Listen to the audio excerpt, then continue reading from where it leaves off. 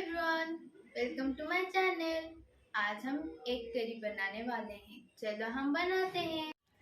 इसके लिए हमें चाहिए बॉइल्ड अंडे, टमाटर, प्याज, हरी मिर्च, अदरक लहसुन का पेस्ट। मसालों के लिए चाहिए जीरा, धनिया पाउडर, गरम मसाला, नमक, हल्दी, लाल मिर्च, तेज पत्ता और फ्राइड आलू।